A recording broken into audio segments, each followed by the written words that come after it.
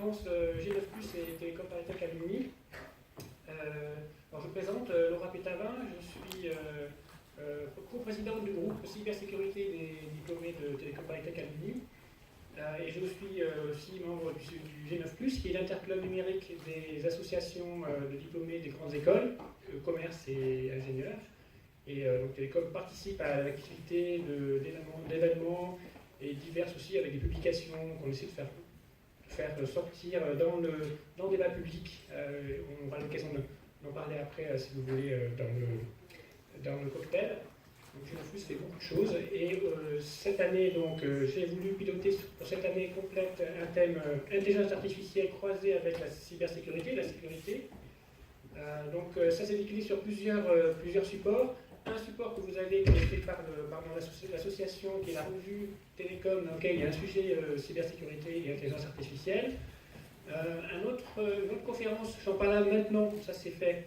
Je vous invite à venir si vous êtes intéressé le 13 décembre, qui sera à l'école avec la formation continue Télécom, où on va plutôt vraiment focaliser sur un point très précis qui sont les métiers des métiers des cyberanalystes, et voir discuter sur les modifications de la formation des cyberanalystes à l'aune de l'intelligence artificielle dans les prochaines années. Savoir est-ce qu'il faudra adapter leur formation, est-ce qu'il faudra que cette population s'adapte à ces nouvelles technologies.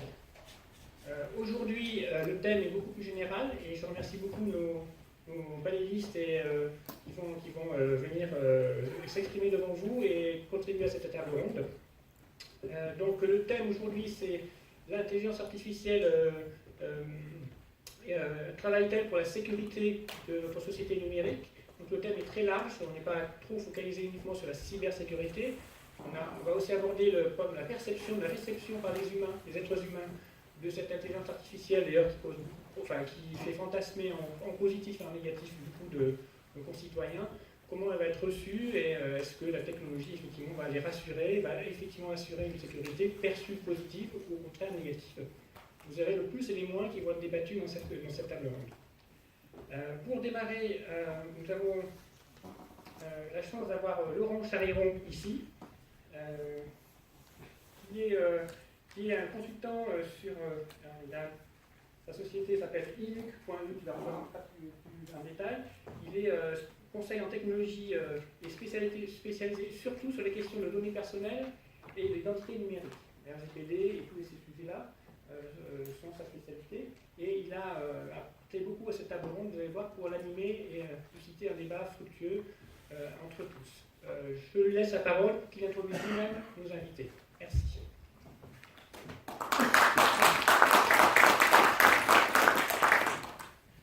Bien, merci Laura, vous m'entendez à peu près, oui, j'espère.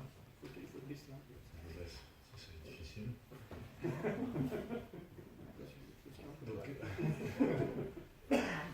Oui, alors effectivement, comme Laura le disait, s'il y a un terme qui suscite des fantasmes, c'est bien celui d'intelligence artificielle, ça ne date pas d'aujourd'hui. Et pourtant, il y a peut-être une acuité particulière sur ce terme en ce moment, parce que tout le monde se sent extrêmement vulnérable sur le plan personnel, face à un monde qui est de plus en plus complexe, et face à une complexité en fait. Et la question c'est est-ce que cette intelligence doit nous permettre ou les techniques d'intelligence artificielle vont-elles contribuer à cette insécurité ou vont-elles nous permettre de prendre la mesure. Bien entendu, il n'y a pas de réponse positive dans un sens comme dans un autre, ce sont des techniques, donc elles sont amorales, et c'est l'usage qu'on va en faire, ou la manière dont on va les voir qui va organiser tout ça. Donc pour en parler aujourd'hui, un très beau panel, que je vais appeler d'ailleurs au fur et à mesure. On va d'abord en fait organiser la soirée en 2 ou 3 séquences. Une première séquence qui va être une présentation par Eric Mouline, qui est un des papes de l'intelligence artificielle en France, membre de l'Institut et professeur à l'IX et à l'Télécom, sur justement peut-être qu'est-ce qu'on peut en attendre, qu'est-ce qu'on ne peut pas en attendre. Et puis ensuite, j'invite les panélistes à me rejoindre. On commencera avec Odile Pessiotto, qui, si vous voulez bien vous monter sur le... Eric aussi, qui est chez BVA et directrice de recherche, donc c'est plutôt qui a fait beaucoup d'études sur les perceptions de l'intelligence artificielle dans le domaine de la santé. Donc ce serait intéressant d'avoir un retour d'attitude des gens par rapport à ça. On continuera avec Jean-Marie Lapeyre, qui est CISO et chef d'innovation chez Opel, maintenant une division de PSA, donc la problématique c'est celle des objets connectés, mais aussi d'une grande organisation internationale. On continuera avec Arwa Biri, qui, elle, après un parcours de consultant, a maintenant une start-up dans le domaine de la cybersécurité, mais plus particulièrement sur les problématiques de protection des mineurs dans l'environnement Internet. On continuera avec Charles Thibou sur des problématiques qui sont de géostratégie et de géopolitique et de protection du territoire, en quoi cette intelligence artificielle, ces outils peuvent ou ne peuvent pas contribuer à la sécurité du territoire. Et on continuera avec Noza Boujema qui travaille sur des aspects plus de régulation, enfin entre autres, vous allez nous l'expliquer, mais qui décortique ces problématiques sous l'angle de qu'est-ce qu'on peut contrôler, qu'est-ce qu'on ne peut pas contrôler, sous l'angle presque, j'allais dire, juridique. Et on terminera avec Armen Kachatourov, donc de l'Institut Mintelecom, qui est chercheur et qui a une vue plus, j'allais dire, de philosophe par rapport à ces sujets-là. La troisième partie de la soirée sera une discussion. Donc, chacun parlera, à part 20 minutes au début de la soirée par Eric Mouline, 5-6 minutes pour présenter ce qu'il fait et les sujets. L'idée étant de laisser le maximum de temps à la discussion, parce que je suis sûr que vous avez plein de questions à poser ou plein d'avis à émettre. Ce sera intéressant de pouvoir le faire. Eric, je vous laisse la parole.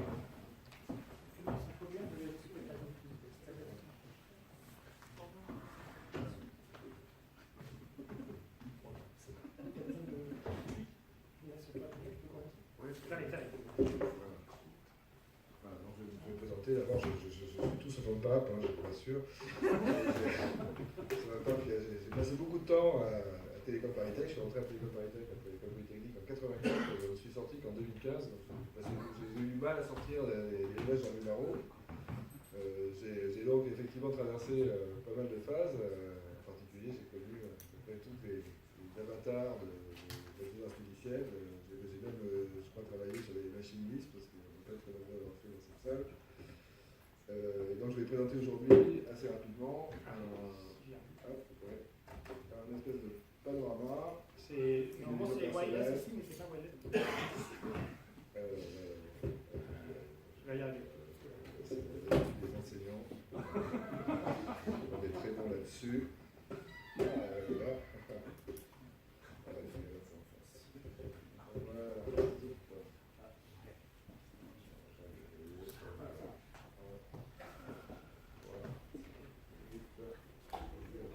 Voilà.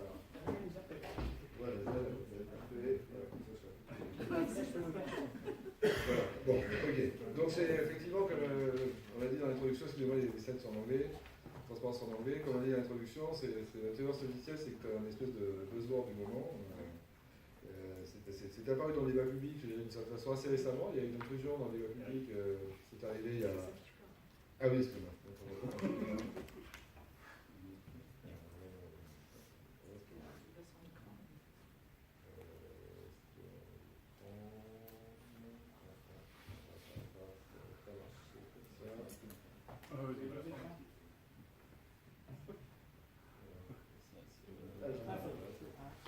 Voilà, donc c'est le buzzword du moment, et effectivement il y a une certaine confusion, apparue dans le débat public assez récemment, clairement il y a eu une émergence dans le débat public très très forte depuis les 3-4 ans, et les définitions qu'on en donne sont souvent vagues, donc il y a effectivement des tentatives qui ont été faites, en particulier il y a un très bon texte du CNIL que je vous encourage de lire, qui est à la fois en anglais et en français, très très bien, et aussi il y a une tentative de définition qui a été donnée dans le rapport Vianney.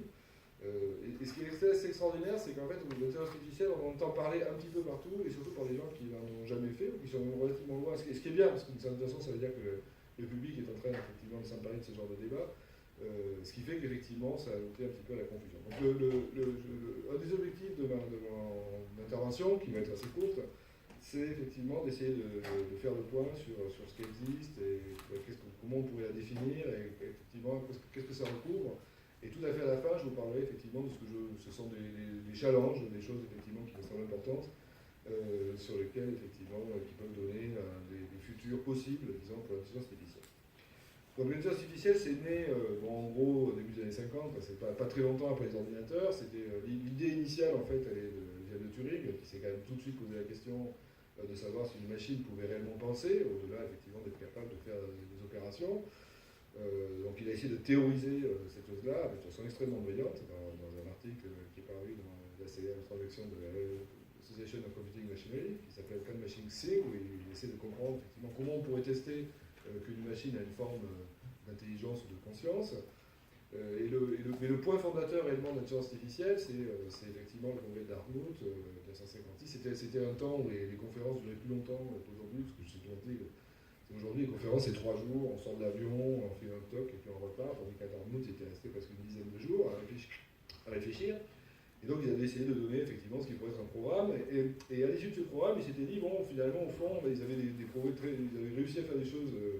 À l'époque, les progrès étaient extrêmement rapides, donc quand on lit effectivement les comptes rendus de Dartmouth, c'est assez enthousiaste. En fait, les gens pensaient qu'on arriverait assez vite et que très vite on convergerait sur une intelligence artificielle profonde.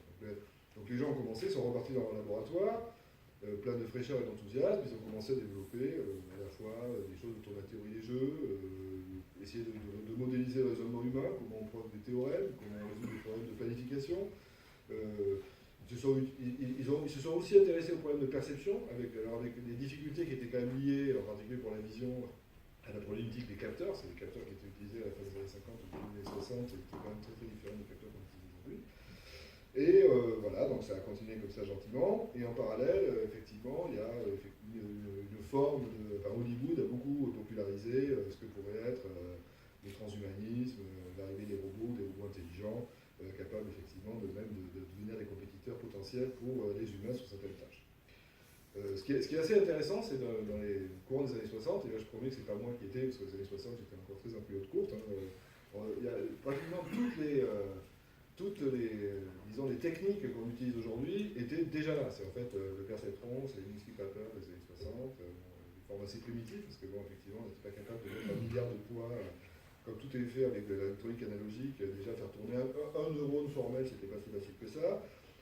Donc ça, c'était les premières approches qui ont été essayées. Le développement des méthodes statistiques, qui sont des adaptations plus anciennes, mais qui se sont beaucoup développées au cours des années 60 des années 70, avec effectivement l'émergence du calcul. Et aussi, d'une certaine façon, quelque chose qui aujourd'hui a un petit peu disparu de la scène. Enfin, c'est pas sur l'avant-scène, je dirais. C'est tout ce qui est approche symbolique avec les logiques de différents ordres et aussi effectivement les systèmes experts. Et tout ça a tourné effectivement entre les années 50 et les années 80, avec toutefois en fait des gros trous. Alors des gros trous qu'on appelle les hivers de l'intelligence artificielle, qui ont été certains, on est entre 3 et 4, et moi je crains qu'on ait un prochain hiver dans pas si longtemps. Ce qui est quelque chose d'assez extraordinaire de l'intelligence artificielle, c'est qu'il y a à la fois, et c'est parce qu'on touche à l'humain, je pense qu'il y a il y a un comportement qui est plus irrationnel qu'avec d'autres. Moi j'ai travaillé dans les domaines des traitements de signal pour les télécoms, ça ne suscite pas à la fois ni un enthousiasme aussi débordant que l'intelligence artificielle, mais en même temps, la correction n'est pas aussi violente. Donc il y a des domaines qui ont été quasiment arrêtés, par exemple dans les années 70, c'est pas des choses qui ont été vraiment arrêtées, par exemple tout le connexionnisme a été arrêté dans les années 70. Donc après des périodes en fait, où effectivement l'intelligence artificielle était vraiment sur le devant de la scène, on en parle beaucoup, il y a beaucoup d'attentes, et bien en même temps c'est suivi par des périodes relativement longues où il y a peu d'argent public, des périodes effectivement où les gens sont déçus par des annonces. Et j'ai peur en fait qu'on y arrive assez vite. Parce que là, la période, disons, les 2 dernières années ont été très très riches en fait en annonces. Et par exemple, cette année, la réflexion qu'on se fait, c'est que cette année, l'année dernière, on a fait AlphaGo 0, on a fait la voiture autonome, et cette année, c'est vrai qu'on a un peu, si on se demande qu'est-ce qui s'est passé depuis 18 mois en IA, bon, on a toujours Yann Lecoq qui est sur le devant de la scène en expliquant qu'on va faire du deep learning, mais enfin en même temps, on ne voit pas des choses aussi spectaculaires, donc c'est pas tous les ans qu'on fait quelque chose de très spectaculaire, au moins qui se communique dans le public. Donc du coup, effectivement, on va peut-être reconnaître un de ces effets. Donc ce qui s'est passé, c'est qu'une fois... alors moi, d'une certaine façon, j'ai jamais connu un vrai grand hiver de l'IA. J'ai commencé ma thèse en 1985, sortie de Télécom, au Centre national d'études et télécommunications, ça semble daté. Mon premier fiche de poste a été écrit par les PTT, vous voyez, donc c'est pas hier. Et on ne peut pas dire que depuis, effectivement, il y a eu les avatars, enfin le développement était relativement continu. Ce qui est clair, c'est que depuis un certain temps, disons, l'idée qu'on va faire une IA forte, c'est-à-dire une IA, une intelligence qui pourrait effectivement déboucher même éventuellement sur des formes de transhumanisme, enfin, de formes d'intelligence qui pourraient se rapprocher de l'intelligence de l'humain et devenir effectivement une menace pour est-ce que le robot va se retourner contre l'humain pour lui faire des crasses. Ce qui s'est fait, c'est plutôt que les domaines de l'IA se sont développés de façon plus ou moins plus indépendante, d'une certaine façon, avec des thèmes qui ont été très très mis en avant. L'apprentissage statistique qui s'est beaucoup développé, c'est quelque chose qui s'est développé aussi un petit peu indépendamment parce que autour des phénomènes des big data qui pour moi est un petit peu quand même différent de l'IA. Donc c'est des choses dont je ne parlerai pas aujourd'hui.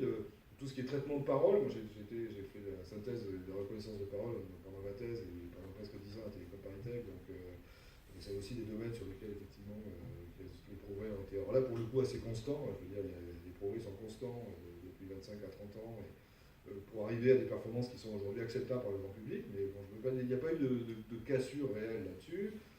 Tout ce qui est vision par ordinateur, sur lequel effectivement les progrès, on a discuté. Vision par ordinateur, c'est vrai que les progrès sont, j'aurais tendance à dire que les progrès sont plus spectaculaires en vision que sur la parole. La robotique, voilà, qu'on soit très très loin aujourd'hui encore effectivement de robots capables par exemple de se déplacer dans des environnements très encombrés, ou de robots bipèdes capables effectivement de faire des tâches complexes. Le traitement automatique des langues naturelles, donc effectivement c'est des domaines aussi qui sont beaucoup développés. Et les jeux, les jeux, de cette façon, les développements qui ont été faits autour d'AlphaGo ou avant, effectivement, des jeux d'échecs, c'est quand même plus pour moi, proof of concept, que réellement. Et quelque part, ça falsifie un peu la notion de raisonnement, parce qu'en fait, la machine travaille de façon extrêmement différente. Elle a des performances qui sont remarquables. Je peux dire AlphaGo 0, c'est bluffant. Et ce qui est bluffant, c'est qu'on arrive à résoudre un problème qui est de combinatoire extraordinaire avec des méthodes de Monte Carlo et que ça marche. Bon, après, ça marche parce que derrière, c'est un TGU qui tourne. Mais pour moi, c'est pas la preuve que la machine est super maligne et qu'elle raisonne effectivement aussi bien qu'un voilà. Donc, aujourd'hui, et jusqu'à, disons, qu'est-ce qui s'est passé, disons, depuis les années 1990? Il y a un certain nombre de choses. Il y a l'apparition, j'en ai pas parlé, ça aurait été quand même très, très important, ça serait vache de ne pas en parler, c'est l'apparition de l'apprentissage profond. Donc là, effectivement, il y a quelque chose de nouveau. S'il y a quelque chose de nouveau qui est apparu dans le paysage, c'est effectivement un renouveau très profond des méthodes connexionnistes qui ont un petit peu tout emporté sur leur passage, disons, dans toutes les tâches qui ressemblent effectivement à de l'apprentissage statistique, dans lequel les méthodes connexionnistes se sont avérées être les méthodes d'apprentissage profond, qui sont des méthodes connexionnistes, mais avec un massif passage à l'échelle, se sont développées aussi de façon considérable. Donc, ça, c'est un des premiers disons, un élément clé de cette révolution. Donc, qu'est-ce qui a fait qu'effectivement, on sait faire des choses qui marchent mieux aujourd'hui qu'hier? Il y a d'une part, effectivement, la croissance des moyens de calcul. Bon, vous êtes tous informaticiens, tout le monde dans cette salle, donc je n'apprends ça à personne. Et aussi la collecte, effectivement, de très grands datasets, qui est fondamentale, en fait, dans la façon dont la machine apprend, qui n'est pas fondamentale, j'en parlerai un petit peu plus tard, dans la façon dont nous apprenons, parce que la machine apprend, en fait, de façon extrêmement différente de l'humain. Elle apprend, pour lui apprendre ce que c'est qu'un chat, un chien, bon, je veux dire, je pense qu'un enfant de 3 ans, on lui montre 5 chiens, il a compris ce que c'est qu'un chien. La machine, il faut lui montrer 350 000 photos de chiens étiquetés, ce qui pose un problème d'ailleurs d'étiquetage pour qu'elle finisse par comprendre ce que c'est qu'un chat, qu'un chien. Bon, après, elle va reconnaître, effectivement, peut-être, elle aura des performances tout à fait remarquables, mais en même temps, ces performances remarquables, ils sont atteints avec, effectivement, la nécessité de capturer des datasets qui sont tout à fait considérables, ce qui, d'une certaine façon, va limiter, d'ailleurs, la pénétration, effectivement, de l'intelligence artificielle dans de nombreuses applications. Donc on n'avait pas compris, je pense, à l'origine, quand Google vous a offert Picasa il y a 10 ans, on n'avait pas très bien compris qu'en fait Picasa c'était pour collecter des données et que ces données elles allaient être étiquetées et que du coup toutes ces images naturelles qui étaient collectées gratuitement avec ces applications cool qui étaient offertes par Google, c'était pour collecter des données parce que finalement c'est plus simple de collecter des données comme ça que d'envoyer des gens faire des photos de la Terre entière. Voilà, donc ça les données c'est quelque chose d'important, mais voilà, bon, pour les applications, effectivement, les applications de l'IA, elles sont extrêmement nombreuses, donc je crois que je ne vais pas en parler. Il y a des applications qui sont complètement phares, donc tout ce qui est applications qui sont liées au web, donc il y a le placement de publicité en études, mais plein d'autres, le développement effectivement des boutiques autonomes, le développement des véhicules autonomes, même si derrière, effectivement, je pense que là aussi, il y a pas mal de fantasmes. Je crois qu'hélas, j'aurais quitté cette vallée de larmes avant d'avoir vu une voiture autonome dans Paris. Enfin, moi, je l'espère. Tout ce qui est lié effectivement à l'industrie de la prédiction financière. Je vois effectivement l'école polytechnique où il y a effectivement une forte coloration. Enfin, le département de maths appliquées a été très longtemps effectivement très marqué par la finance quantitative avec Nicole Elkaroui. Effectivement, aujourd'hui, il y a un basculement vers qu'est-ce qu'on peut faire avec l'IA pour faire de la gestion du risque, de la gestion de fonds, donc je vais faire là-dessus. Beaucoup de choses autour de la santé, ça effectivement, quand on regarde, il suffit de regarder le vivier des startups à Paris pour se rendre compte que la santé, alors que ce soit la santé connectée, ou le diagnostic, ou l'aide médicale, voire effectivement les robots qui opèrent, c'est quelque chose qui est extrêmement important, la logistique, tout ce qui est optimisation de processus industriels, et aussi l'imagerie, l'interaction avec des machines, avec uniquement de la parole, plein de choses qui se passent. Et en même temps, il y a effectivement des développements autour de ces développements et de l'émergence en fait de ces applications dans le domaine public. Donc là, ça pose effectivement un certain nombre de problèmes, à la fois de peur. On entend effectivement des économistes parler de ce qui va devenir et tout. Il y a beaucoup d'emplois. Est-ce que l'IA va créer ou détruire des emplois? C'est un problème sur lequel effectivement il est bon de travailler. Il y a aussi l'acceptabilité. Est-ce qu'on va accepter, par exemple, si c'est un jour on a un médecin qui est une intelligence artificielle, est-ce qu'on va accepter son diagnostic ou est-ce qu'on va pas l'accepter? Il y a des problèmes de fiabilité, est-ce que la réponse que me donne la machine, à quel point elle est fiable ou pas fiable? Donc ça, c'est un domaine qui m'intéresse, parce que c'est le domaine sur lequel moi je travaille. C'est effectivement, est-ce qu'on est capable, effectivement, au-delà de donner un label, est-ce qu'on est capable de donner une incertitude sur ce label, ou est-ce qu'on est capable éventuellement de se défendre contre un label adversarial, c'est-à-dire quelqu'un qui a effectivement m'induit en erreur? Donc ce qui peut se poser, on pourrait se poser la question, par exemple, sur les voitures autonomes, est-ce qu'on ne peut pas créer des accidents, par exemple, en créant des scènes artificielles? Moi, je travaille beaucoup avec les médecins sur les problématiques justement de reconnaissance de mélanome par une microclassification sur des images médicales. Et effectivement, la machine elle marche très très bien. Simplement, ce que fait le médecin et que la machine ne sait pas faire, c'est quand elle voit une image qu'elle n'a jamais vue, la machine, elle ne se rend pas compte qu'elle n'a jamais vu. Ça, c'est quelque chose qu'il faut expliquer à une machine et que la machine ne sait pas faire et que le médecin sait très bien faire.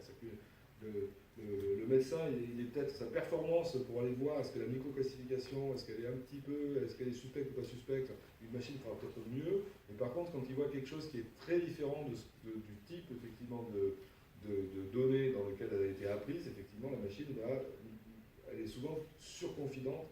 Elle a trop confiance effectivement dans sa prise de décision. Et bien sûr, il y a un problème sur lequel, effectivement, je vais faire plaisir à Moussa, l'explicabilité. Je pense que et la privacy, bon ça on en parlait aujourd'hui, privacy des données, puis surtout l'explicabilité. C'est aussi, derrière l'explicabilité, il y a aussi effectivement la problématique, est-ce que les jugements ou les décisions qui sont prises par une machine sont justes ou injustes, ou est-ce que sont équilibrées ou pas équilibrées? C'est tout un tas de problématiques qui vont se poser très très vite avec ce genre de technique. Donc il y a effectivement des nouveaux challenges scientifiques, qui sont des challenges scientifiques, je l'ai mis, il y a plein d'autres challenges scientifiques, mais ça c'est des challenges scientifiques sur lesquels il y a des conséquences sociétales, et je l'ai mis un petit peu exprès, parce qu'on travaille dans le plateau de Saclay, dans Dataïa, justement, à l'IA, mais l'IA vers la société, et l'IA en particulier dans son contact avec les sciences.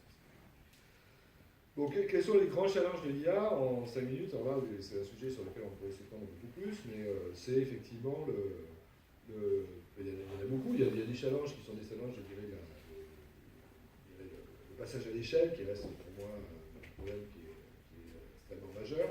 Donc le passage à l'échelle, à la fois, je dirais, dans les algorithmes de calcul, mais aussi, effectivement, si on reste effectivement sur ce dans les mêmes types, dans les mêmes paradigmes d'apprentissage, c'est-à-dire on est encore beaucoup dans l'apprentissage supervisé, ou le non supervisé, effectivement, ça marche quand même beaucoup moins bien. Donc on est beaucoup sur la supervision, ça veut dire qu'on travaille beaucoup avec de données étiquetées et qu'on a des algorithmes qui ont besoin pour être efficaces, qui sont très efficaces, qui ont besoin de travailler sur énormément de données. Il y a vraiment un problème de passage à l'échelle. Comment on va créer ces immenses bases de données, d'une part, et puis comment effectivement on va arriver à les traiter. Et donc il y a des problèmes effectivement de calcul, il y a des problèmes effectivement aussi de traiter des labellisations qui sont incorrectes, parce que effectivement c'est pas toujours aujourd'hui quand on labellise les bases de données, d'images dans lesquelles il y a des millions d'images, il se peut très bien que dans ces images-là il y ait des labels qui sont incorrects ou des segmentations qui sont incorrectes. Donc et aussi aujourd'hui, il y a toute une tendance pour aller vers des modalités d'apprentissage dans lesquelles, sans aller jusqu'au non supervisé absolu, dans lequel effectivement la machine, on est quand même très loin du compte là-dessus. Et on voit très bien d'ailleurs que l'humain est bien meilleur en fait à faire du non supervisé, c'est-à-dire à associer, par exemple, à associer des objets qu'il a jamais vus, à les agréger dans des catégories qui sont pertinentes qu'une machine.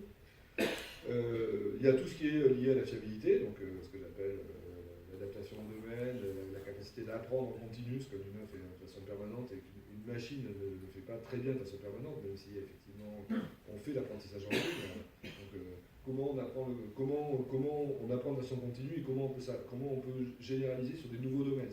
Comment une machine est capable de généraliser. Elle a appris le concept chien, mais est-ce qu'elle est capable d'apprendre le concept mammifère? Et pour elle, c'est pas très bien le faire, alors qu'elle sait le faire. Donc, tout ce qu'il y a, et puis il y a aussi tout ce qui est calibration d'incertitude, mais ça j'en ai déjà parlé.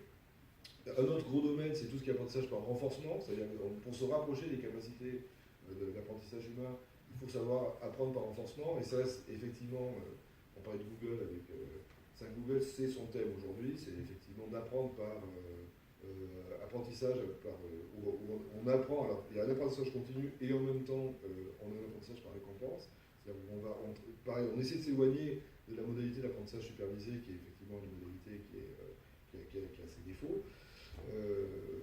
Et tout ce qui est aussi, je dirais, pour moi il y a un enjeu théorique, c'est des sujets qui m'intéresseraient, donc je ne vais pas tout faire, il y a un enjeu théorique, c'est de comprendre effectivement comment tout ça marche, puisque le DeepNet, c'est à peu près, ça a pris le contre-pied de tout ce qu'on croyait sur l'apprentissage statistique en termes de surparamétrisation, donc avant on avait toute une théorie qui marchait à peu près sur parcimonie, des contraintes de parcimonie, pénalisation de risques structurels, et tout ce qu'on fait qui marche très bien en DeepNet, et ça c'est la force de Yann Lequin, c'est que j'admire beaucoup, c'est qu'il a appris à peu près le contre-pied de tout ce que les gens faisaient pour effectivement mettre en place des machines qui ont des performances qui sont tout à fait donc, mais ça veut dire qu'on est très loin de comprendre, dans beaucoup de cas, la façon dont tout cela fonctionne, donc il reste effectivement beaucoup de choses à faire dans ce domaine. Moi, ce que je dirais aussi, c'est que moi, ce qui m'intéresserait, si j'avais encore 15 ans de recherche à faire sur le domaine, je ne les aurais pas, mais c'est effectivement de se rapprocher de l'économie de l'apprentissage d'un humain, parce que finalement, un humain, il apprend une langue, je crois qu'il a été calculé, alors ça c'est Emmanuel Dupoux, qui a travaillé beaucoup qui a travaillé dans le supérieur depuis très longtemps, un ancien télécom d'ailleurs aussi, du corps de télécom, il a travaillé sur l'apprentissage des bébés. Un bébé, il apprend une langue en 700 heures. Quoi. Il a 700 heures d'écoute dans une machine, et sans dataset. Quoi. Il n'a pas encore plus à noter. Et il apprend pas en plus à partir de. Il n'a pas de représentation ni sémantique ni symbolique. C'est-à-dire qu'on lui donne, il écoute sa maman parler ou son papa parler, et il va savoir associer. Donc il est speech to speech, il n'a pas de sémantique derrière, il n'a pas de grammaire, il n'a pas de syntaxe, et il apprend une langue entre 0 et 4 ans, on apprend une langue en 1000 heures par an pendant 4 ans, 4000 heures. Donc, voilà. Donc ça, c'est... Et si on regarde la consommation énergétique, c'est quand même un petit peu moins lourd que le DeepNet. Ça va encore en discuter. Ça fatigue les parents aussi à même temps. Voilà, donc voilà, j'ai fait mes 20 minutes, j'ai essayé de tenir, je vais répéter quand même. Voilà, donc ce que je voulais dire, c'est que d'une certaine façon, l'intelligence artificielle, il faut, mon sentiment, c'est qu'il faut pas, c'est pas un compétiteur, l'intelligence humaine, c'est plutôt une façon d'accroître effectivement. C'est un prolongement de notre capacité de raisonner pour le moment. Donc dans de nombreux domaines, effectivement, l'intelligence artificielle surpasse les capacités de l'homme, et ça, c'est... on l'a vu, effectivement, dans toutes les révolutions technologiques. Je veux dire, on a fait des avions, ça va plus vite que les oiseaux. Enfin, en même temps, j'ai un très très bon ami qui fait de la micro-robotique pour faire poser une mouche, le micro-drone qui fait 3 grammes et qui se pose à l'envers sur une feuille et qui bouge, on ne sait pas du tout faire ça. Donc, ça veut dire qu'il y a des choses qu'on sait faire bien mieux que les machines et des choses que les machines savent faire bien mieux que nous. Pour le moment, je pense que c'est... il n'y a pas grand-chose qui permet de donner un statut ontologique à l'intelligence artificielle. Je pense que l'essentiel, mais ça c'est quelque chose que je tiens Jean-Pierre Beaumont, c'est comprendre ça, c'est essentiel pour penser et mesurer les impacts de l'IA. Et je vous remercie donc de votre attention.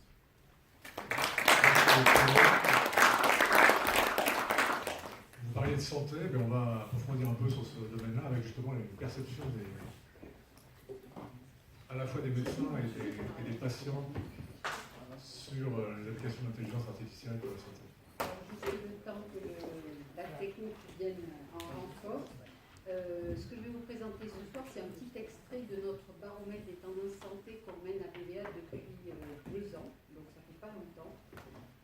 Effectivement, c'est poser la question, nous on travaille beaucoup à la fois pour des acteurs de santé publique, mais aussi pour des labos, pour des medtech. On était aussi très très surpris de voir tout d'un coup tous ces sujets émerger, l'intelligence artificielle, les objets connectés, etc. Avec un décalage quand même avec ce qui se passe sur le marché, parce que ça prend beaucoup de place dans l'espace médiatique.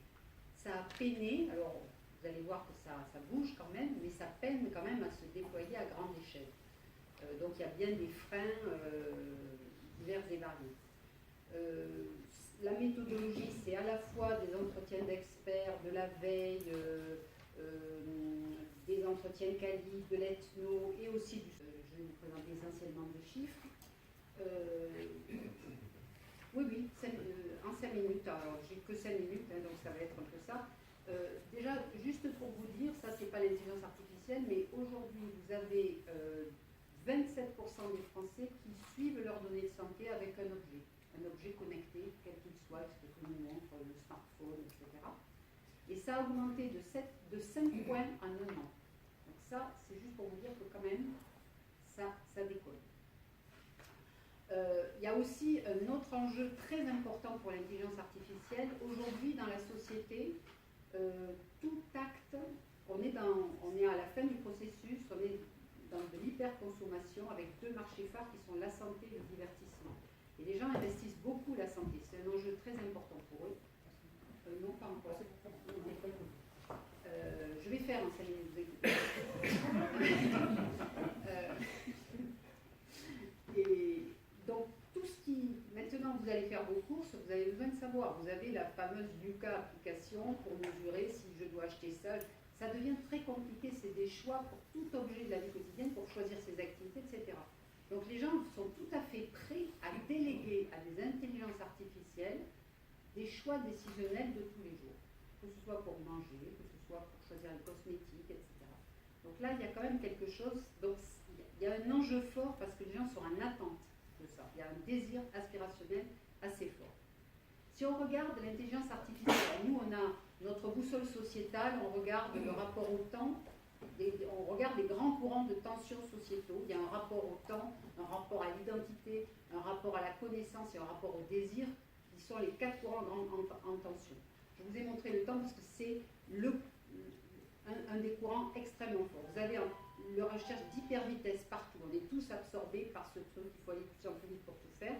Mais en même temps, on est humain, on a le même génotype que les chasseurs-cueilleurs d'il y a 3000 ans, et on a besoin de se poser, de se reposer, etc. Jusqu'à ce que l'intelligence, toutes les technologies nous greffent des puces ou des choses pour dormir moins, etc. Ça viendra. Mais aujourd'hui, on a aussi en tension une aspiration à ralentir. L'intelligence artificielle, qu'est-ce qu'elle pourrait faire si on était malin? Parce que c'est un outil. Elle pourrait arriver à concilier les deux. Elle pourrait arriver à ce qu'on soit dans l'hypervitesse et en même temps en pouvant ralentir. La médecine nous donne un excellent exemple. On a maintenant en radiologie, on peut parler là, c'est aujourd'hui, la radiologie, ça permet d'aller très très vite, ça permet de faire des raccourcis par rapport à avant pour diagnostiquer plus vite, pour dépister. Bon voilà, mais ça donne vraiment plus de temps aux soignants pour s'occuper du soin auprès de son patient? Ça, c'est une question, parce qu'aujourd'hui, on a le choix. Je ne suis pas sûre qu'on ait vraiment posé les termes de tout ça, quand on voit qu'il y a de moins de médecins, etc. Donc, est-ce qu'on va déléguer le soin à la machine, c'est ça l'enjeu, ou est-ce qu'on va rendre du temps aux soignants? Là, vous avez 4 petits items. Alors, on a osé poser la question sur l'intelligence artificielle. Aux Français, je suis comme eux, c'est-à-dire moi, je ne suis pas du tout une experte de l'intelligence artificielle.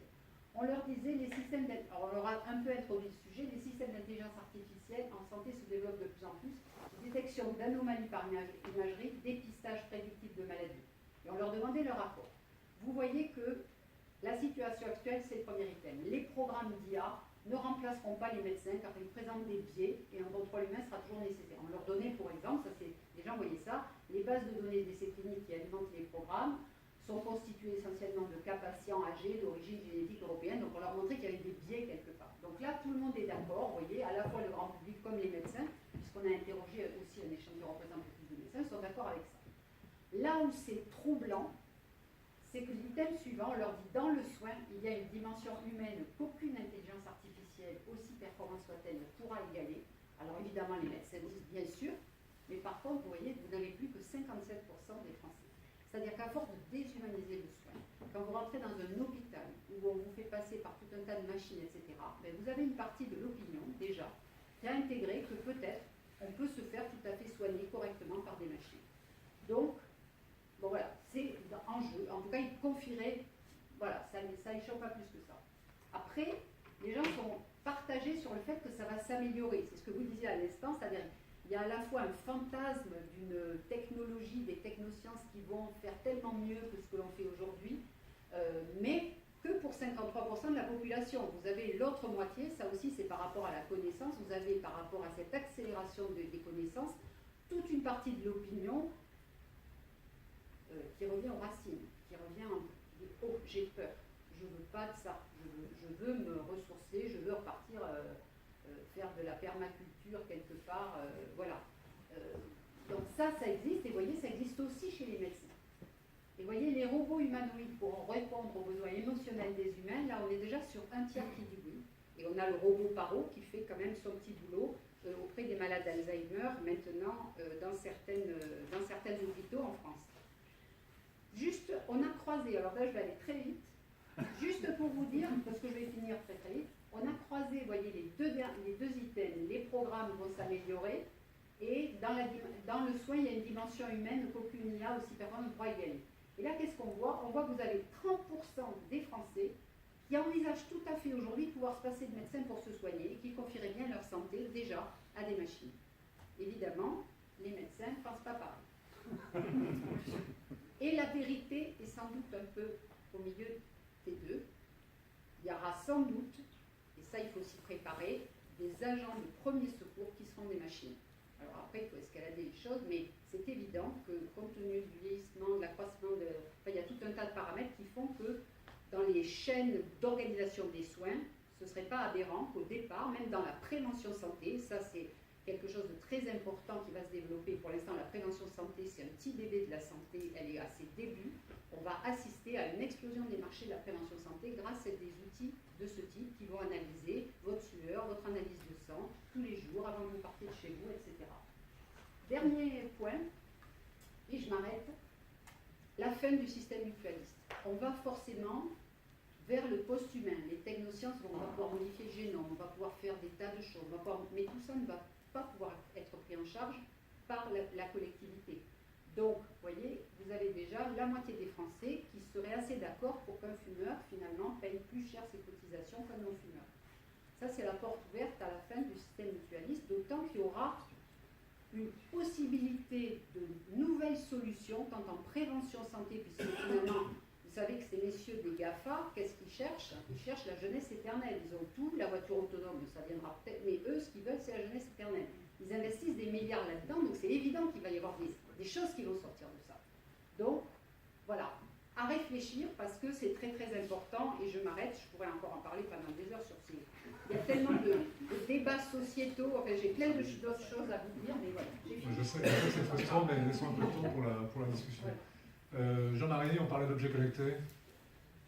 C'est amusant parce que tout le monde a parlé de la voiture autonome. Donc, je travaille pour le groupe PSA aujourd'hui et anciennement GM. En fait, j'ai été racheté. Oui, c'est toujours bizarre de faire merger and acquisition. La première fois que ça m'arrive, c'est assez intéressant. Bon, bref. Donc, je vais être très court. Et en fait, il y a 3 types de sujets dont je voulais parler. Alors, évidemment, la voiture autonome, il faut que j'en parle un peu. J'ai vu peut-être déjà dans l'assistance, il y avait déjà des réactions, voire des réactions expertes. Oui, ça arrive, mais ça arrive très vite. Ça arrive beaucoup plus vite que ce qu'on croit. Alors, je vais parler de mon concurrent, qui est mon ancien employeur, General Motors, qui, il n'y a pas si longtemps que ça, il y a 3 ans, a mis $1 milliard sur la table pour acheter une entreprise californienne qui s'appelle Cruise, pour booster les efforts en termes de véhicules autonomes, mais vraiment autonomes. Et le test, pour vous donner une idée, c'est qu'elle soit autonome à San Francisco. Alors, pour ceux qui ont vécu aux US, c'est quand même beaucoup plus facile de conduire aux US que... Alors moi j'habite Londres. Londres c'est un enfer, c'est pire qu'ici. Les voitures garées partout, etc. J'ai signalé à mes collègues américains à l'époque, quand ça conduira dans Londres, alors ça sera bien. Mais déjà San Francisco c'est pas mal. Et le critère, alors je ne sais plus parce que je suis déconnecté depuis l'année dernière quand j'ai été racheté, mais le critère c'est de faire tourner 30 fois un véhicule sur un long parcours à San Francisco. Si 30 fois il n'y a aucun besoin d'intervention humaine, c'est prêt. Ça a l'air bête comme ça, mais c'est ça. Et le lancement était prévu commercial à la fin de cette année. Alors, je pense qu'ils seront en retard, mais disons que même si c'est en retard d'1 an, ça reste très très très proche. Ça vient. La problématique, c'est la problématique donnée que vous avez évoquée. On a estimé que, on imaginait des garages à données. En fait, il y a des garages numériques associés aux voitures autonomes. Et en fait, pour 10 voitures, il fallait plus de capacité de disque que ce qu'on a chez le constructeur. Le data center complet de General Motors. Il y a beaucoup de données là-dedans, on est en péta facile. Il faudrait ça pour 10 voitures. Vous en vendez 1 million, je vous laisse faire le calcul. On a en fait un vrai problème de passage à l'échelle, Eric, tu l'as évoqué tout à l'heure. En fait, la technologie est là, mais les conséquences de la technologie sont des choses qui sont encore pas très, je dirais pas très bien comprises, on les voit, mais on ne les appréhende pas.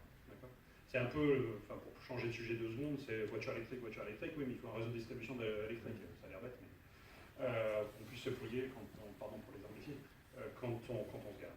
Donc ça, c'était le premier sujet, pour dire simplement que c'est là, ça arrive très vite, mais les conséquences ne sont pas claires. Le deuxième point, c'est les conséquences éthiques, en fait. Parce qu'en fait, et c'est un sujet qui est, alors, chez un industriel, c'est toujours un peu difficile, c'est de dire, on va créer des algorithmes de fait, qui après tout se bat, on va se trouver dans des situations où à un moment donné, on sait, la voiture, les algorithmes, l'intelligence artificielle, on l'appelle comme on veut dans la voiture, va se trouver dans une situation où il va y avoir un accident, et ça va tuer soit le conducteur, soit un passant. Qu'est-ce qu'on fait? C'est terrible d'en parler comme ça, mais ça va vraiment se poser. Ça va vraiment se poser. Et ça, c'est des problèmes éthiques et juridiques qui sont totalement nouveaux. Alors, je voulais faire un parallèle en fait avec la campagne présidentielle française que je regardais de loin parce que je ne suis plus résident français, mais il y avait quelqu'un qui voulait donner une identité juridique, aux robots. Bon, je ne fais pas de politique ici, je ne défends pas particulièrement le candidat, mais ça va peut-être arriver par d'autres biais. Je pense que ce sont des éléments intéressants qu'on va voir.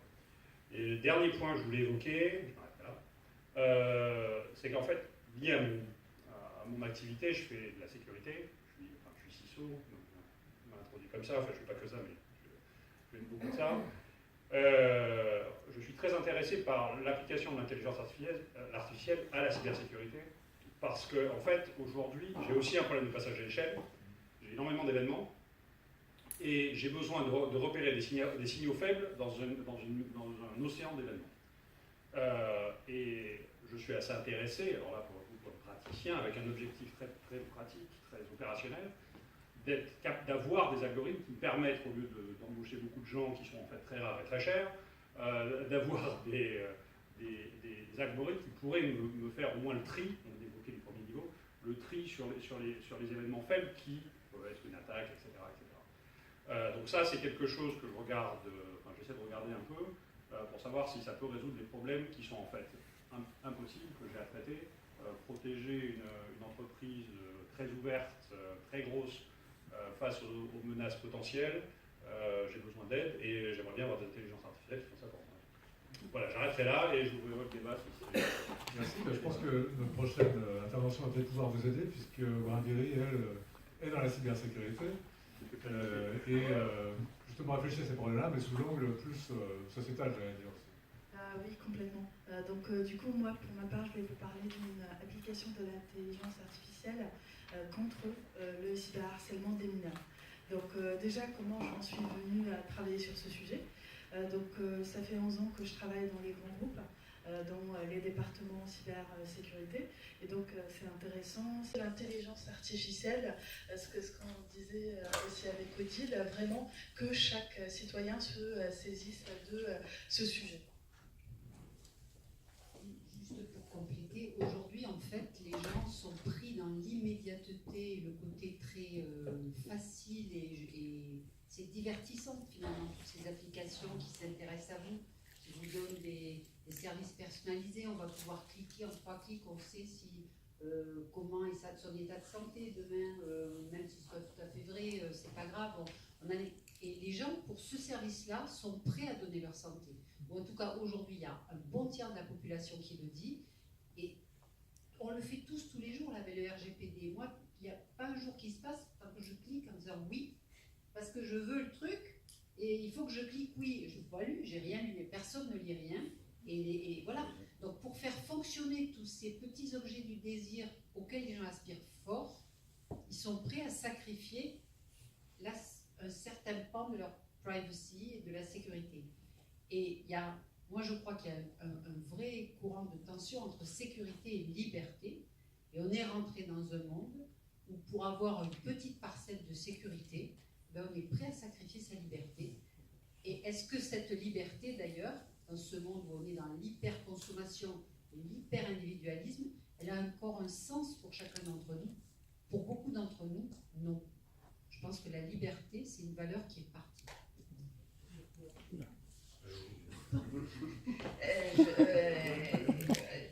C'est vraiment très important ce que vous venez de dire et je suis totalement d'accord. Je crois que c'est effectivement les questions de liberté qui sont essentielles, essentielles à travers énormément d'exemples. En fait, il y a beaucoup de services aujourd'hui. RGPD, il y a d'autres commentaires là-dessus, mais beaucoup de services où on n'a pas le choix. En fait, on perd la capacité de choisir.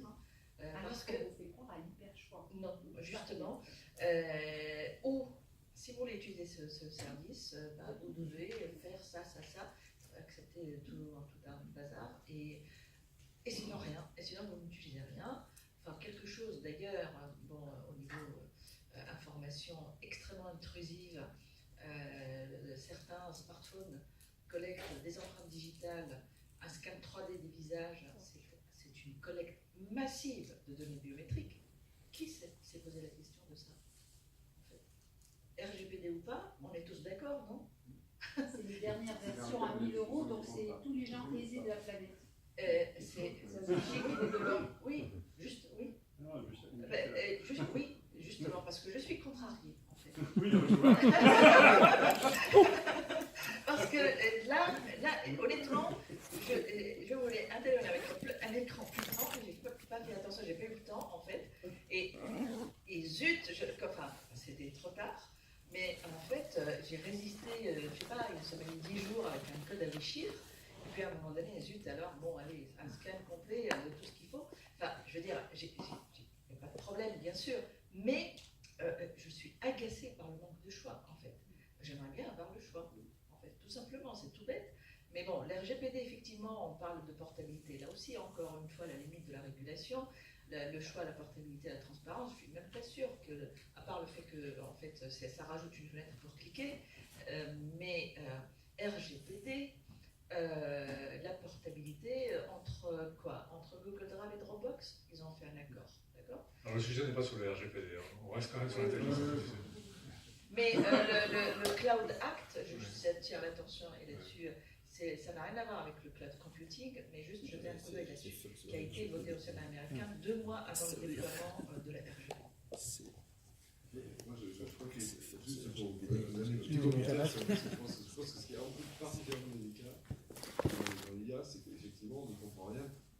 Enfin, on a dit, on ne comprend rien au deep learning, c'est quand même vrai. On comprend, il y a beaucoup.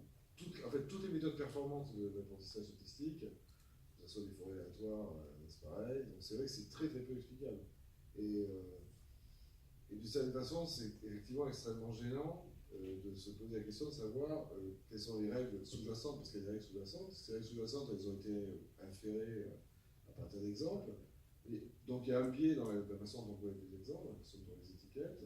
Et il y a aussi une très très grande sensibilité à l'adversariat, c'est-à-dire en fait, je veux dire, la voiture autonome, effectivement, on va créer. Je veux dire que j'ai aucun doute sur le fait que technologiquement c'est tout à fait possible, mais après, on va créer un leurre pour faire planter la voiture du concurrent, pour faire une signature sur son sonar très performant, son lidar très performant, qui va lui faire croire qu'il y a quelque chose et puis faire une bêtise, quoi. Donc il y a une très grande fragilité liée au processus même d'apprentissage et à l'opacité complète des règles de décision, et fort malheureusement, ce qui est explicable aujourd'hui, quand on fait de la recherche explicable par des arbres de décision, typiquement ça marche pas bien, quoi. Donc, et par contre, des forêts aléatoires qui sont alors encore pire, des réseaux de neurones profonds, effectivement, ça marche très bien, mais on ne sait pas ce qu'il y a derrière, et ça a mémorisé des choses, ça a appris beaucoup par cœur, en fait, ça a mémorisé des choses, ça a mémorisé ce qu'on a montré, quoi. Voilà, c'est un petit peu. Et je crois que ça, effectivement, ça reste comme ça, et je crois que ça va rester comme ça pendant longtemps. Juste pour. Voilà, je suis d'accord, la question, c'est effectivement une question de choix, ou plutôt de délégation. C'est-à-dire qu'est-ce qu'on est prêt à déléguer ou pas, et dans quelles conditions. Voilà, et je pense qu'effectivement, le point de vue l'IA, fondamentalement, s'inscrit dans cette logique-là. Mais en amont, si j'ose dire, enfin pas en amont, mais un petit peu quand même, c'est-à-dire que dans cette capacité de faire le choix, ou de dire je délègue ceci, je délègue cela, il y a aussi des facteurs plus, sociaux, je sais pas, enfin, de gouvernance, je dirais ça comme ça. C'est-à-dire que comment nos choix sont guidés. C'est-à-dire qu'effectivement, s'il y a des politiques derrière qui nous conduisent, qui nous incitent à déléguer plus qu'il nous faut, enfin, si j'ose dire, plus que nous le sommes prêts, c'est là où c'est là où il y a un cercle un petit peu vicieux qui peut se mettre en place. C'est-à-dire que si, effectivement, pour le dire en d'autres mots, s'il y a une grande promotion de l'IA, alors que dans certains cas, on sait très bien qu'on ne s'est pas rendu compte, dans d'autres cas, oui, il faut faire attention. C'est-à-dire que qu'est-ce qu'on délègue, dans quelles conditions, et quels sont les processus de gouvernance qui seront mis en place. En fait, dans un monde idéal tel que moi j'aimerais, ce qu'il faudrait déléguer, c'est tout ce qui est rébarbatif, tout ce qui est répétitif.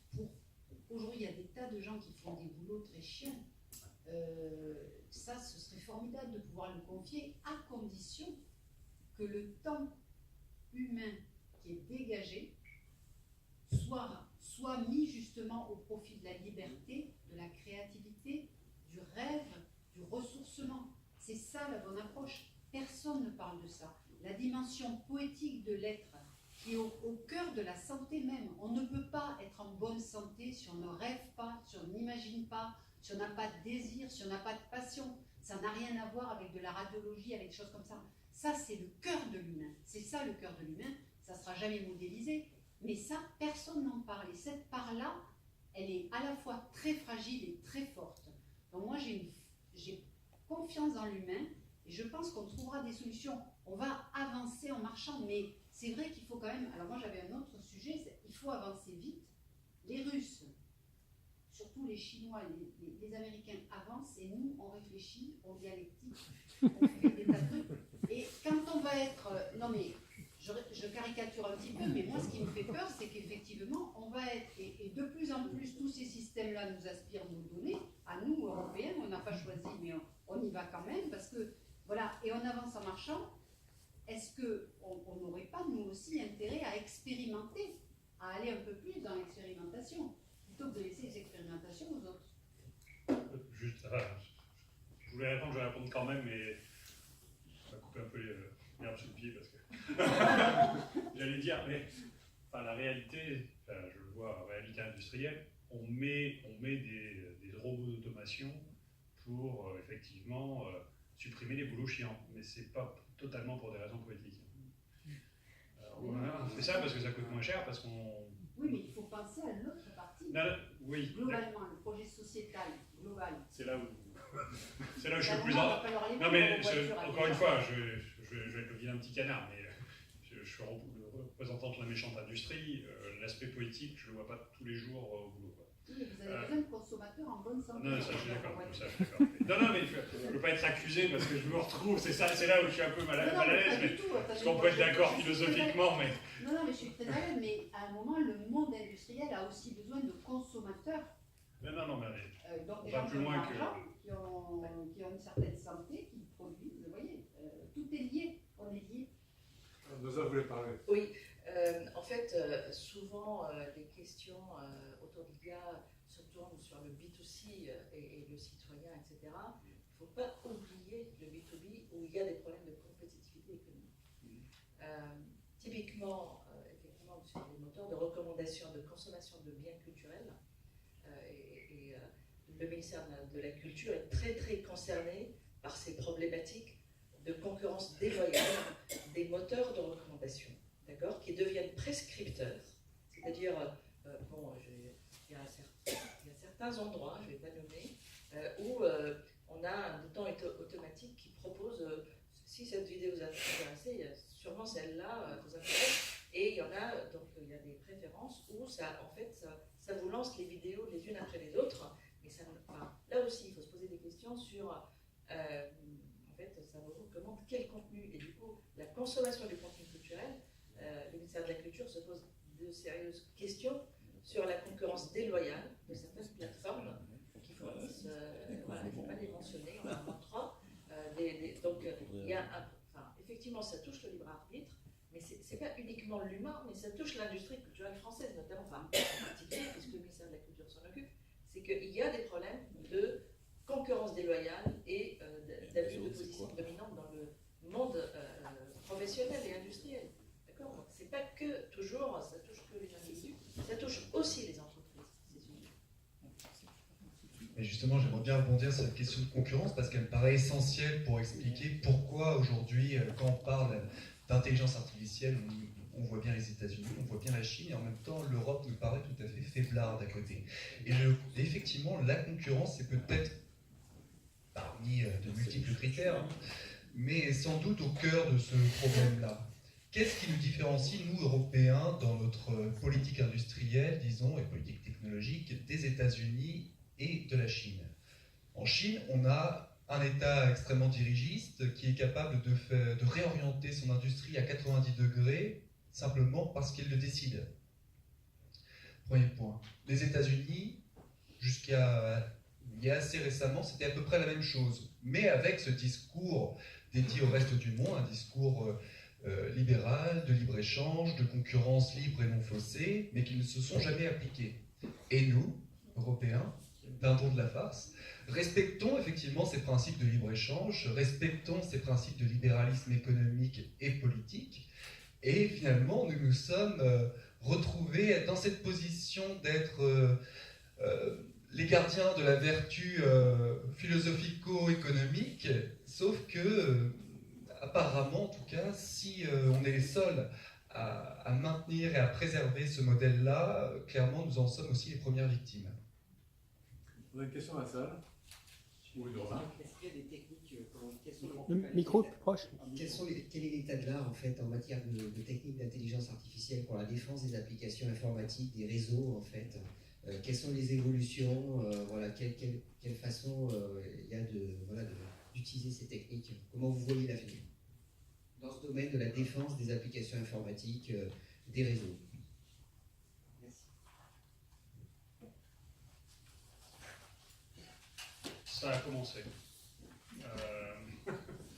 C'est en cours. Alors je suis un peu, je veux pas tant... Initialement, je me posais la question de savoir si j'allais donner des noms. Je ne veux pas faire de publicité particulière, mais je vais le faire quand même si c'est pas intentionnel. Enfin, c'est un truc très bête. Il y a un logiciel qui s'appelle Taken. Je ne sais pas si vous connaissez Taken. C'est un truc qui permet à un opérateur de poser une question naturelle. Je cherche à savoir, ça peut être très technique, comme ça peut l'être moins. Je cherche à savoir tout fichier qui a telle signature, ou tel fichier qui a telle caractéristique, ou quelque chose en mémoire qui aurait telle caractéristique, en langage naturel. Et ça fait la recherche sur tous les ordinateurs serveurs aux clients de l'entreprise. Et ça revient en ce moment. Il y a un moteur d'intelligence, alors c'est pas un truc super sophistiqué, mais en termes de moteur, mais il y a un moteur qui fait ça. Et je l'évoquais tout à l'heure, là pour le coup avec ma casquette CISO, ça permet à mes équipes d'aller chercher sur une suspicion d'un problème, d'aller vérifier si ce problème existe, combien il y en a, comment je vais faire pour le combattre, bloquer la vulnérabilité si c'en est une, et prendre des contre-mesures, enfin bref, etc., etc. Donc ça existe déjà. Alors le rêve, ce serait que ce soit, entre guillemets, ça apprenne tout seul, ça puisse s'alimenter sur les bases de données de vulnérabilité, sur la cyberintelligence, c'est-à-dire les attaques telles qu'on les voit en écoutant un petit peu ce qui se passe, donc les CERT, etc. Enfin, en France, j'ai employé des vieux termes, je suis désolé, ce que fait le SGDN ou l'Alex, c'est quoi, les SSI ou l'ANSI maintenant, je ne sais plus quel nom. C'est l'ANSI maintenant, merci. Donc récupérer tout ça et d'aller regarder tout seul qu'est-ce qui se passe dans les réseaux. Et je vais faire une petite parenthèse au passage. L'endroit où c'est le plus compliqué, en tout cas pour moi, dans un environnement industriel, en fait, c'est justement dans l'environnement industriel. C'est assez, entre guillemets, assez facile à faire dans des bureaux. C'est-à-dire quand l'informatique, c'est de la bureautique, donc j'ai des gens derrière des ordinateurs qui gèrent de l'information. En fait, ça, c'est facile. Là. Quand vous avez des usines, je ne sais pas si vous êtes déjà allé dans une usine automobile, ça vaut le détour, c'est toujours assez impressionnant. C'est piloté par des robots, ça gère des robots. Il y a des algorithmes assez complexes de distribution, de gestion de la chaîne, etc. C'est essayer de trouver là-dedans des vulnérabilités et comment s'en protéger surtout, parce que c'est pas tant de temps de les trouver que de réagir. Et là, pour l'instant, on n'y est pas. Il y a beaucoup de débats, c'est un sujet qui monte sur la cybersécurité dans des environnements opérationnels aussi. Et là, pour le coup, on est en tant que consommateur de ça, on est un peu avide de solutions, mais on n'en a pas qui se dégage. Mais je fais l'hypothèse, pour répondre à votre question, ça va commencer à venir parce que j'ai fait la tournée des popotes dans la Silicon Valley plusieurs fois dans ma vie ces quelques dernières années, et il y a quand même beaucoup d'idées, il y a beaucoup de startups qui se développent dans la Silicon Valley, avec beaucoup de gens d'une entité gouvernementale à 3 lettres commençant par N et finissant par A, qui cherchent justement ce genre de choses, et qui cherchent des produits, etc. Donc je ne sais pas si j'ai répondu à votre question, mais... Oui, bonsoir, merci déjà pour tout cela. Je voulais rebondir et provoquer une réaction sur la question de la puissance publique, à la fois sur notre position un peu d'ange gardien de la valeur humaniste en Europe face à ces non méchants, enfin, le sandwich de méchanceté dans lequel nous sommes la saucisse gentille, mais aussi j'ai entendu par-ci par-là, ça fait quelques décennies que je mets mes doigts dans les réseaux, dans tout type de réseau, y compris le réseau neurone, et quand j'entends qu'on ne peut pas réguler parce qu'on ne comprend pas comment ça se passe à l'intérieur de la machine, de la black box, c'est un peu quelque part ne pas vouloir réguler, puisque je pense que comme beaucoup d'entre nous, nous avons des voitures aujourd'hui non autonomes, mais qui sont bourrées d'électronique, dont nous ne connaissons absolument pas le fonctionnement, ça n'empêche pas les autorités de réguler le moindre fait et geste de l'automobiliste, y compris la vitesse et autre chose. Donc, dire que la technologie impose ou imposerait, pour des raisons y compris économiques, aller croire, ça serait vraiment utopiste, que les opérateurs économiques, à quelque niveau que ce soit, y compris les PME, soient là pour être des anges, ils sont là pour être des anges s'ils le veulent. Ce n'est pas leur métier que de réguler, c'est le métier de la force publique. Je je parle avec une demi-casquette Institut Télécom, donc y compris les ministères. Je parle aussi avec une casquette enseignement public, mais aussi en tant que entrepreneur. Ce n'est pas le rôle de l'entreprise, ni même du consommateur, de réguler quoi que ce soit. Donc la question technique, pour moi, c'est l'arbre qui cache la forêt politique. Et ils ont bien raison, ceux qui veulent éventuellement, pour des questions politiques, mettre la pression sur leurs citoyens ou mettre la pression sur leurs entreprises, tant mieux qu'ils le fassent. Juste pour rappel, on n'aurait pas de Google si on n'avait pas cassé Microsoft. Si on n'avait pas imposé à Microsoft de casser son monopole, on n'aurait jamais eu de Google. Donc, c'est du bien à moyen terme, c'est pas forcément toujours du bien à long terme si on ne maîtrise pas. Mais pour moi, la puissance publique, elle doit être présente, vertueuse et présente. Voilà la réaction de... Sur cette question de la puissance publique? Oui, elle doit être présente. Je ne sais pas qu'est-ce qu'on peut ajouter. Oui. Non, mais la difficulté, enfin, je ne sais pas si tout le monde est d'accord, mais la difficulté que j'évoquais, je répondis sur votre exemple de voiture, c'est qu'il y a quand même une difficulté. Non, c'est pas moi qui l'a mis. Mais la difficulté de l'audit, c'est ça que j'évoquais. Enfin, quand vous avez un système de machine learning en particulier non sécurisé, l'audit que vous avez conduit hier ne vaut plus rien aujourd'hui parce que ça a été filé avec d'autres données entre-temps. Et donc du coup, c'est ça que ça veut dire. C'est là la difficulté, y compris pour la puissance publique. Je ne dis pas que... c'est un état des lieux. Et c'est comme si votre voiture, en effet, changeait de comportement du jour au lendemain. Qu'est-ce qui fait le régulateur quand votre voiture change de comportement du jour au lendemain? Il allait à gauche hier et avec le même mouvement de volant, maintenant ça va à droite. C'est ça le problème. Et je pense qu'il ne faut pas le sous-estimer. Je ne dis pas que c'est insurmontable, je dis qu'il ne faut pas le sous-estimer. Il faut le mettre, il faut être, comment dire, il faut se donner les moyens d'affronter la chose, c'est tout. Après, voilà, il y a des solutions dans certains cas, dans d'autres peut-être pas. Mais il faut être clair avec le problème, et pas effectivement se voiler avec les politiques de label qui ne sont pas toujours à la hauteur. C'est un point. Ouais, juste sur la complexité, en fait, c'est vrai que un système comme un avion, c'est un système complètement contrôlé. On décolle et on se pose 90% du temps, on se pose 90% du temps sans aucune interaction avec l'autre. Je ne sais plus pourquoi au décollage, on m'a raconté pourquoi au décollage c'est pas vrai. Mais c'est des systèmes quand même qui sont, là pour le coup, c'est des systèmes qui sont vérifiés. Ils sont même vérifiés dans un sens très profond. C'est des grands succès de la preuve de programme, entre guillemets, c'est effectivement le contrôle commande d'un système complexe comme un avion. Je crois que ce qui pose problème à l'intelligence artificielle, c'est que ça, effectivement, il y a des possibilités de biais qui sont extrêmement subtiles, effectivement, sur la recommandation ou sur les réseaux sociaux. Hein. Je veux dire, et ça, c'est vraiment de tous les jours. Effectivement, ce que va me recommander Facebook sur mon mur, ce qui va me faire lire, modifie, par exemple, les termes du débat démocratique, quoi, en alimentant les points de fantasme. Donc c'est en ce sens-là, je pense qu'il ne faut pas...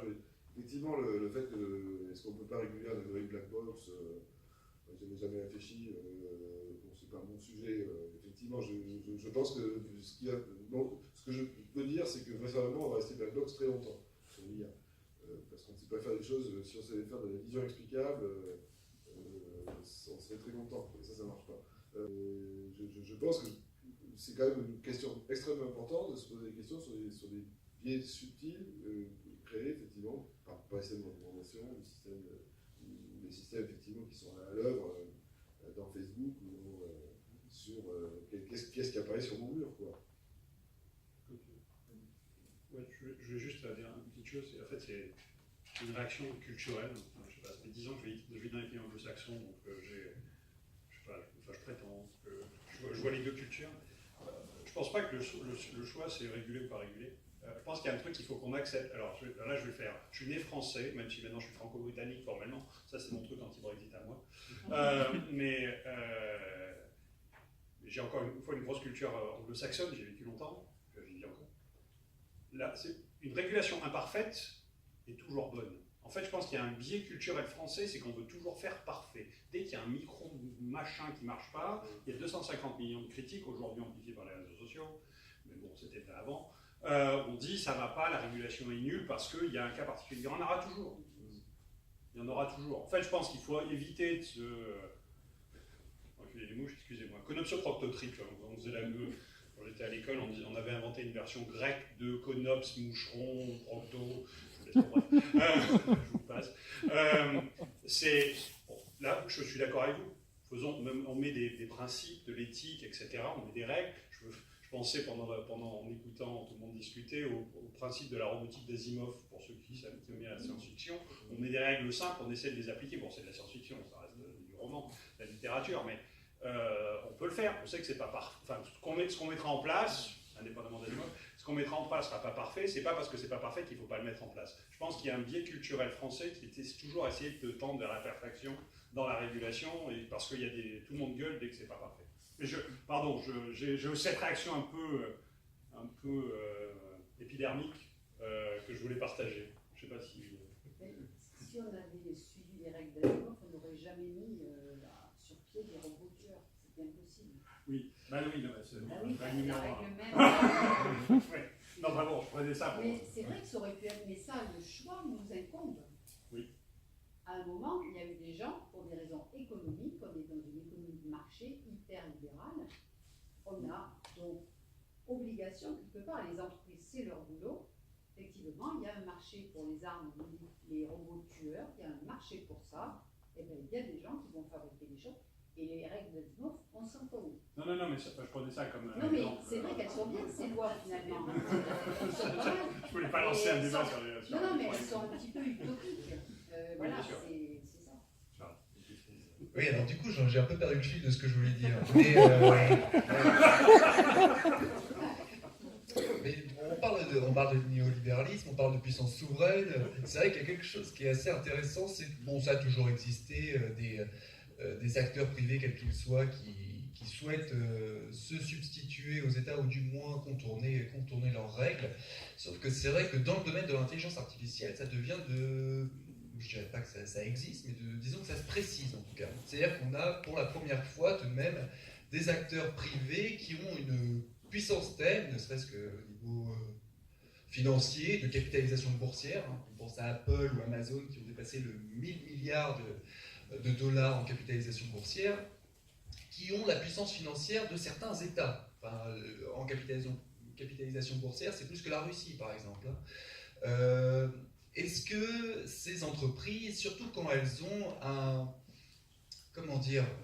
soubassement idéologique chez leurs fondateurs ou leurs présidents, comme Zuckerberg par exemple, mais c'était aussi la même chose pour Steve Jobs, des gens qui sont assez proches, là on entre dans les détails philosophiques, mais de l'objectivisme du Ayn Rand, ou du technocratisme, de la Technocracy Incorporation des années 30, bref, des gens qui veulent se passer d'État parce qu'ils considèrent que l'individu est égoïste et que l'État c'est quelqu'un c'est un gros méchant loup qui empêche l'individu de s'épanouir. Comment est-ce qu'on fait avec ces entreprises-là dirigées par des gens qui considèrent que l'État est un nuisible? C'est ça le problème aujourd'hui, à mon avis, le gros problème de la régulation. Comment on fait avec des gens qui pensent que l'État c'est celui qui va empêcher la personne de s'émanciper, c'est pas quoi d'autre comme fadaise qui va empêcher, même si ça peut être vrai dans certains États évidemment, mais que l'État en soi est quelque chose qui empêche l'entreprise de pouvoir se développer comme elle le devrait. À mon avis, c'est le principal problème des futures décennies. Il y a une journaliste du Figaro, pour ne pas la nommer, qui me demandait, à votre avis, d'ici, enfin c'était vraiment un truc complètement prospectif, quoi, dans 50 ans, dans quelle situation on va se retrouver? Et moi, je lui avais dit, en rigolant, mais pas tant que ça, à mon avis, on aura la Chine qui sera toujours là, parce que, à mon avis, ils ont le meilleur système politique pour arriver en tête dans cette course à l'intelligence artificielle. Et en face, eh bien, on aura, ce sera peut-être pas eux, mais des Google, des Amazon, des Apple, des Facebook, qui seront en face parce que, finalement, ils se seront substitués substituer à l'État américain qui aujourd'hui est en train de se libérer petit à petit de ses fonctions fondamentales d'État. Et jusqu'au jour où ce sera ses fonctions régaliennes. Ça commence déjà. Ça commence. Dans 50 ans, il n'y aura pas besoin, puisque dans 10 ans, il y aura eu l'exception, on aura fait l'IA absolue, et on sera tous Bon, dernières interventions, puisque le temps tourne et c'est un sujet passionnant, mais qui pourrait...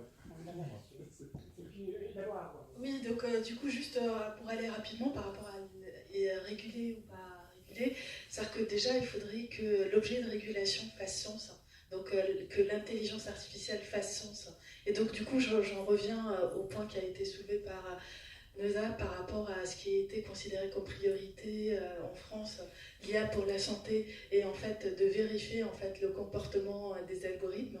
Donc en fait, lorsque on serait en mesure de vraiment être, voilà, de pouvoir vérifier le comportement des algorithmes à minima, c'est là où on pourrait réellement réguler, à mon sens. Et c'est tout à fait dans le même sens de ce commentaire. Je ne sais pas ce que ça veut dire réguler l'IA déjà par construction. Mais en fait, ce qu'on pourrait peut-être et éventuellement réguler, c'est d'imposer, entre guillemets, aux fournisseurs de services de faciliter l'auditabilité de leurs algorithmes, d'avoir des services avec une certaine traçabilité des prises de décision.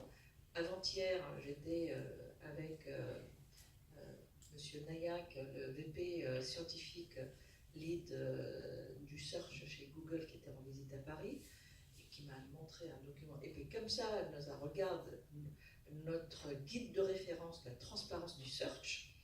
Je lui dis, au fait, et on a engagé 10 000 personnes pour avoir des expérimentations et des retours de personnes entre la différence entre deux requêtes, qu'est-ce que ça fait, etc., sur la discrimination, l'équité, enfin bref, c'est en fait manuel, la vérification de Google. Je lui dis, au fait, Nayak, qu'est-ce que tu penses de l'idée de mettre juste quelque part sur la page les 5 premiers résultats, voilà le pourcentage de facteurs ou de critères qui ont abondé pour faire en sorte que ces 5-là puissent, enfin genre 10% parce que c'est sorti pour cette raison-là, enfin des variables explicatives quelque part, hein, en fait. La traçabilité, c'est différent de l'explicabilité. On peut ne pas savoir expliquer, mais au moins tracer le résultat, il est arrivé avec la concomitance de quels critères. Ça, c'est des choses qui rassurent en termes de prise de décision, que ce soit pour un diagnostic ou quelque chose. La traçabilité, c'est... Enfin, je veux dire, s'il faut réguler, on peut recommander fortement, disons, ce genre de choses. Donc la réponse de Google était d'abord à marquer un silence, parce que je crois qu'on peut le faire, ça. Mais bon, j'ai compris aussi le sens de la réponse, et je crois que la personne en face était sincère. C'est qu'en fait, en expliquant et en mettant la trace du pourquoi ce ranking-là est là, en fait, parce que leur plus grand problème, c'est les spammers, justement, parce que les spammers, en fait, ils introduisent du biais dans les données et du bruit dans les données, et qui vont permettre de perturber leur ranking. Et du coup, quand ils vont donner ces scores-là, quand ils vont révéler la traçabilité finalement de la décision, ben en fait, ils augmentent, ils aident, enfin, voilà, ils donnent du jus pour les spammers, et c'est pas bon non plus. Donc, honnêtement, c'est une réponse convaincante, hein, je vais pas dire, c'est pour ça que c'est pas forcément toujours que des gens méchants, machin, voilà. Mais, voilà, je pense que c'est pas désespéré, d'accord, la règle, mais il faut bien penser sur quoi on va réguler. Donc, voilà. Je pense que suggérer fortement, bon, parce que l'État ne peut pas imposer des règles à des acteurs privés, probablement cette question de traçabilité, genre utilisez ce que vous voulez, on n'a pas besoin de savoir si vous le codez en tel ou tel langage, si vous avez utilisé tel ou tel mode, on s'en fout, mais au moins qu'on puisse avoir une traçabilité de prise de décision. Juste un petit mot, peut-être tous ces systèmes-là ne fonctionnent que parce que les gens ont la gentillesse ou la naïveté de donner leurs données. On a vu Facebook qui s'est enrhumé il n'y a pas longtemps. On voit quand même que c'est un peu des colosses au pied d'argile. C'est-à-dire, s'il y a un moment, Facebook, c'est ringard, les jeunes, ils utilisent beaucoup plus d'autres. Alors après, c'est transformé sur d'autres. Mais enfin, je veux dire, par là, il y a une possibilité aussi démocratique par la force des utilisateurs. et de maturité des utilisateurs. On est au début aussi de ça. Déjà, les teenagers, là, ils sont un peu différents. Et bon, donc, ça aussi, ça va peut-être arriver comme un autocontrôle et peut-être leur mettre un peu direct par le marché. C'est-à-dire ils ont intérêt à suivre quand même. Mais bon, ça reste... La dernière intervention est pour la salle et après on arrêtera parce qu'on peut y passer la nuit. Je vais demander une question courte. Je vous laisse la réponse. Moi, je me demande quel parallèle on peut faire avec d'autres domaines où la régulation est difficile, comme les médicaments, les produits phytosanitaires, les ondes radio, où on ne connaît pas les effets à long terme, on est bien obligé de poser une régulation à un moment donné, et on voit comment le législateur s'en débrouille aujourd'hui.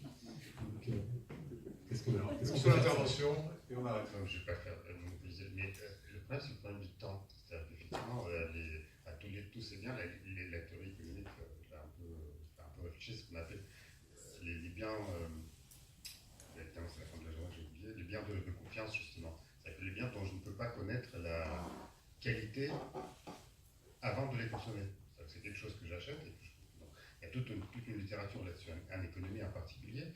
Mais ce que je veux dire, c'est une question de rythme. C'est-à-dire que si maintenant on conjugue l'économie et la régulation, c'est pour les problèmes d'écologie, c'est des questions qui sont posées évidemment depuis des décennies et des décennies. C'est-à-dire comment je recule les technologies qui sont potentiellement nocives sur certains aspects. Et c'est une question de temps d'évolution, de temps de réponse.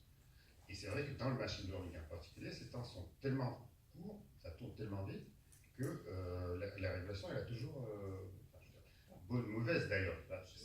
C'est ça, c'est même indépendant de la qualité de la chose, c'est structurel. C'est-à-dire que structurellement, elle est en retard. Que la décision de la régulation soit bonne ou mauvaise. Bien, écoutez, merci à tous pour ce passionnant débat. Je pense qu'on peut continuer autour d'un verre éventuellement, mais je laisse la parole. Tout à fait. Donc un dernier mot, mais déjà merci à tous les intervenants.